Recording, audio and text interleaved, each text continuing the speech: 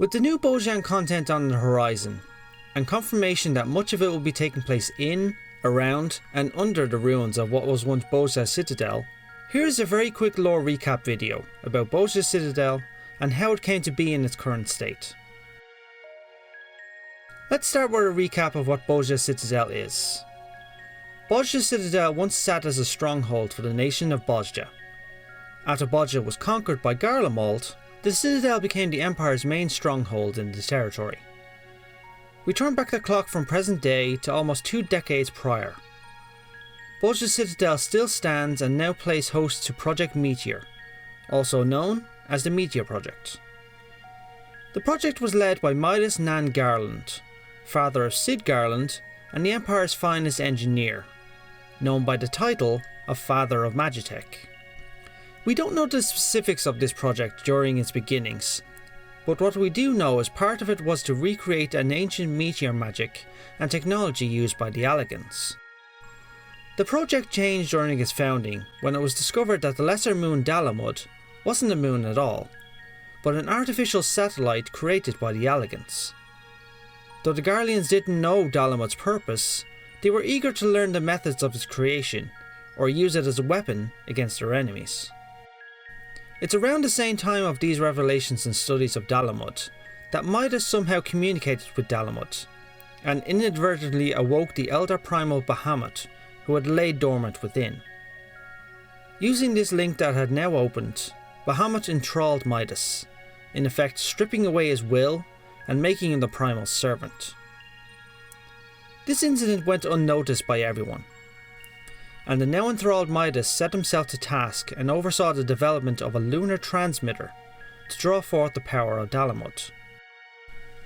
The transmitter itself we don't know much about, only that it's Allagan technology donated to the project by House Darnus.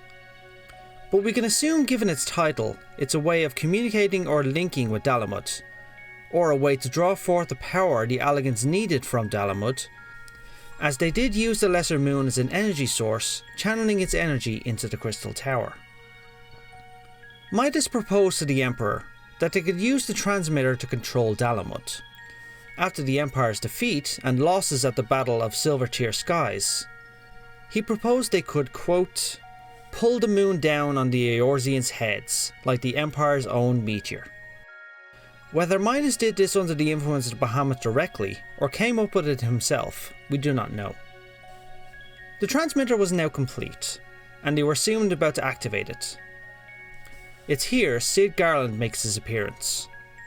Cid confronted his father after doing his own research, and discovered that the transmitter could not handle the power they were trying to harness. Midas refused to listen to Cid. When Cid persisted, Midas turned his own weapon on him and shot his own son for interfering. Sometime after these events, Midas activated the transmitter. When it was activated, it successfully communicated and connected to Dalamud. This proved to seal the fate of Midas and Bozja both, as the thousands of years worth of stored energy contained within Dalamud flooded forth to the transmitter. So much energy, in fact, it vaporized the transmitter, the Citadel, the city around it, and much of the surrounding area. This can be viewed today from Bozjan's southern front. Nothing remains of the Citadel or city proper. This event, which became known as the Bozja Incident, influenced a number of events going forward. It's likely this was Dalamud's real function. However, as Cid had warned, the transmitter couldn't handle the vast power coming from Dalamud, which is why the Allagans constructed the Crystal Tower, as a boundless energy receiver for the boundless energy of Dalamud and the primal within. However, none of this was known to the Garleans. The Garlean Emperor thus scrapped the Meteor Project. However, it would be revived years later after Nael van Darnus convinced the Emperor that they discovered a way to control Dalamud, and thus set in motion the events that opened Final Fantasy XIV: A Realm Reborn, as Dalamud fell towards Eorzea and Bahamut thus freed himself from his Allagan prison. The rest, as they say, is history. It should be noted, however, that much of the power stored within Dalamud had been used when Midas activated the transmitter. Had this not happened, it's likely the destruction of Dalamud over Eorzea could have had much more destructive consequences. This leads us to the present. Beneath the ruins and waste of what was once Bozja Citadel lies Delbun Reginae, a history of Bozja long lost and forgotten, and an encounter with its now reborn queen and Garleans both.